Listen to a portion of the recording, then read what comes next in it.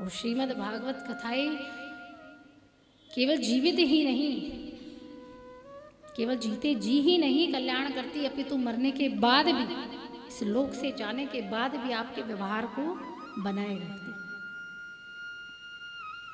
इस आत्मा का उस परमात्मा से संबंध जोड़कर रखती हैं, ऐसा ये महापुराण है।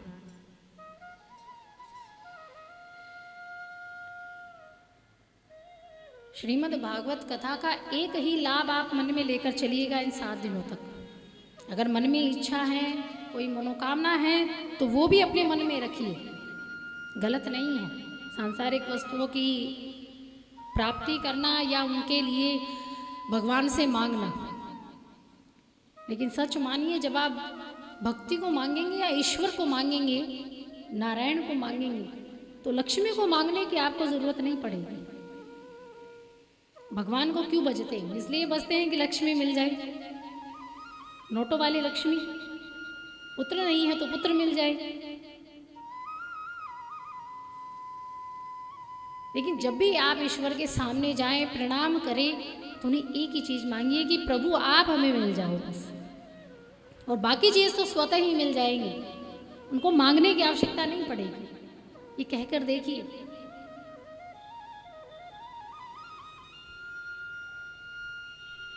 जब कोई साधु संत जब आपके नगर में आता है, तो वो यही सोचकर आता है कि आपको वो सताम की संगति प्राप्त हो जाए। सत्संग का अर्थ क्या है? संतों का संग।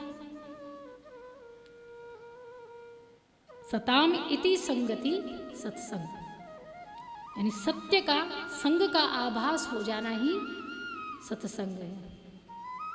और सत्य का सामान्य अर्थ लिया जाता है ईश्वर से, और उसी से जोड़ा जाता है।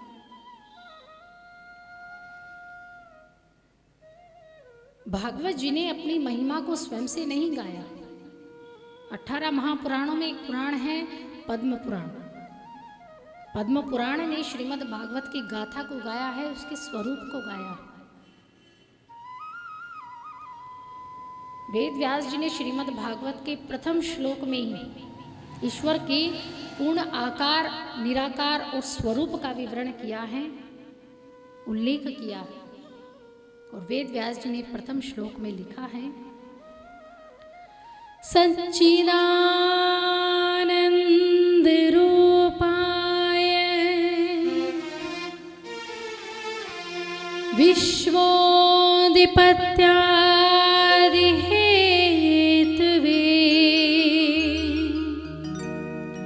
तापत्रे विनाशाय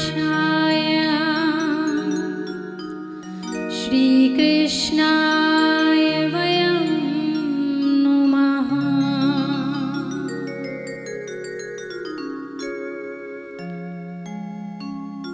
ईश्वर पर जब दृष्टि डालते हैं, जब भजन कीर्तन करते हैं या उनको पाने का प्रयास करते हैं, जब तक ईश्वर से प्रेम नहीं हो सकता, तब तक आप उनके मर्म को ना जाने, उसके गूढ़ रहस्य को ना जाने कि ईश्वर है क्या, कौन है, कैसे हैं, हम क्यों आए पृथ्वी पर, हम क्यों रहते हैं, हमारा कारण क्या है, क्या करना चाहिए था और क्या हम कर रहे हैं। यही श्रीमद् भागवत सिखाती है। सच्चिदानंद रूपाय, ईश्वर के 3 स्वरूप हैं, सत्य, चिद और आनंद स्वरूप। इन तीनों का सम्मिलित रूप ही सच्चिदानंद है, यानी साक्षात परम पिता परमेश्वर भगवान श्री कृष्ण नारायण स्वरूप देवता। इस जगत में इसके अलावा कुछ नहीं है। अक्सर लोग ये कहते हैं कि ईश्वर को हम कहाँ खोजें, हमें तो दिखाई नहीं देते, हम कहाँ ढूंढें। अब कोई चीज़ वस्तु गुम हो जाती, मान लीजिए किसी का पर्स वर्स गुम हो गया, पैसे वैसे गुम हो गए, तो क्या करते हैं? गुम हो जाने के बाद रपट दिखाने जाते हैं, FIR करवाने जाते हैं। फिर वहाँ पर जो दरोगा जी होते हैं वो पूछते हैं आपसे कि भाई बताओ कहाँ गुम हुआ था, कहाँ गए थे, कैसे क्या क्या क्या था, कैसे दिखती थी वो चीज़, यही पूछते हैं। लेकिन क्या ईश्वर कोई गुम होने की चीज है? गुम होने की चीज है ईश्वर? खोने की वस्तु है? कि कहीं गुम हो जाए तो कहीं थाने में जाकर रपट लिखवाया है कि हमारे प्रभु खो गए हैं, उनको मिलाने का प्रयास कीजिए। हम देवालयों में, शिवालयों में, नगरों में, पत्थरों में न जाने कहां कहां ढूंढते रहते हैं कि भोलेनाथ जी मिल जाए, महादेव जी मिल जाए, भगवान मिल जाए।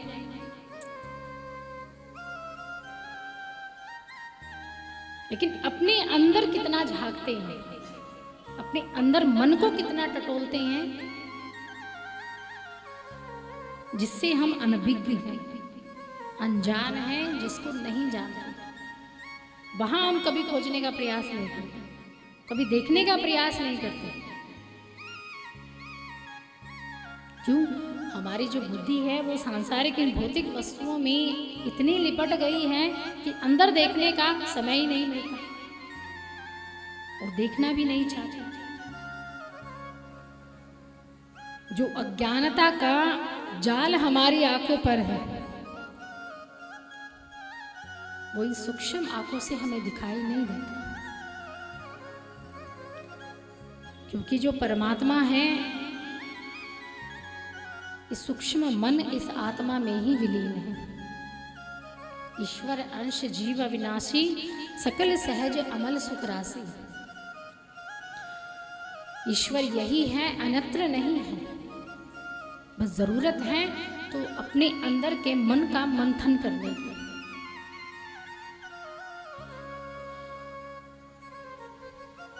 अगर दूध के पात्र को आपके सामने रख दिया जाए, अगर आपसे पूछा जाए तो क्या इसमें दही है, घी है, तो दूध को देखकर आप कह सकते हैं कि हाँ है, लेकिन वो मिलेगा कब?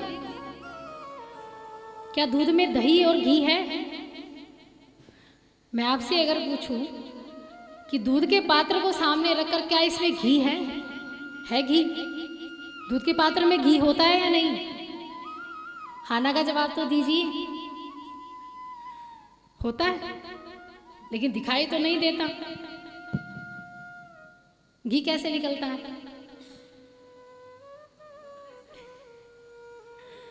माँ जी निकालते हैं। पहले दूध को इकट्ठा किया जाता है, गर्म किया जाता है, कितनी लंबी प्रक्रिया है।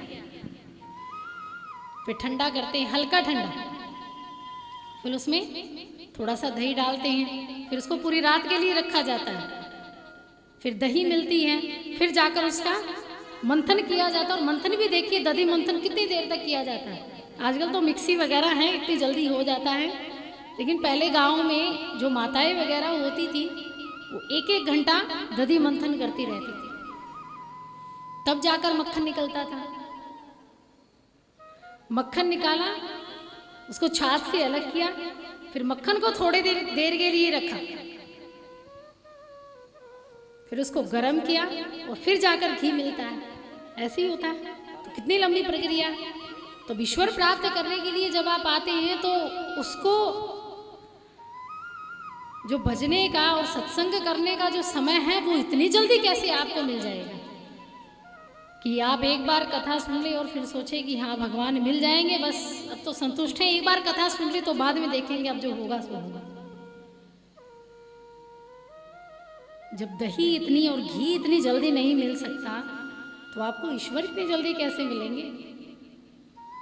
ये प्रक्रिया 2 दिन की होती, 2 दिन की प्रक्रिया होती घी निकालने की, और अनेक युगों युगों तक, जन्मों जन्मों तक हमारी यही प्रक्रिया चलती रहती है। लेकिन भौतिक वस्तुओं की चाह इतनी होती है कि ईश्वर को पाने को इतने लालायित नहीं होते। तो ये मन की अज्ञानता ही है जो ईश्वर के रूप को ढक देती है, और भौतिक वस्तुओं का जो पलड़ा है वो भारी हो जाता है, क्योंकि हमारे सामने वो दिखता है और उसी की हम आकांक्षा रखते हैं। जो इस शरीर में जो आत्मा चलती है वो आत्मा उस परमात्मा की ही अंतिम क्षण को प्राप्त करने के लिए तड़पती है। ये वही सत्य है जो कभी ना तो परिवर्तन हुआ है और ना ही परिवर्तन कभी होगा। एकमात्र राम का नाम ऐसा है, कृष्ण नाम ऐसा है जो कभी पुराना नहीं होता। आपके नाम आज आप आए, नाम रहा, काम किया, सुख लिया और फिर यहाँ से चले गए। छोटी से छोटी, बड़ी से बड़ी चीज मैन्युफैक्चर होती है और फिर एक्सपायर भी हो जाती है। लेकिन एकमात्र मनुष्य ऐसा है जिसकी कोई एक्सपायरी डेट नहीं है। पता है अपनी एक्सपायरी डेट का कि कब मरने वाले हो? किसी को पता हो? कोई भगवान से पूछ कर आया हो, कहा हो कि प्रभु हमें बता दीजिए हम कितने साल तक जिएंगे? किसी को नहीं पता। जबकि दवाइयों पर लिखा होता है कि ये कब बनी थी और कब खत्म हो जाएगी। तब उस दवाई को हम क्या करते हैं? फेंक देते हैं जब उसकी डेट वगैरह चली जाती है।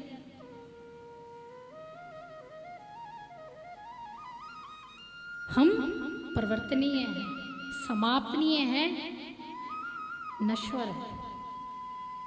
इसका मतलब हम सत्य नहीं है। सत्यता का कोई नामो निशान तक नहीं है हमारे अंदर। बस एकमात्र सत्य है तो वो केवल ईश्वर है।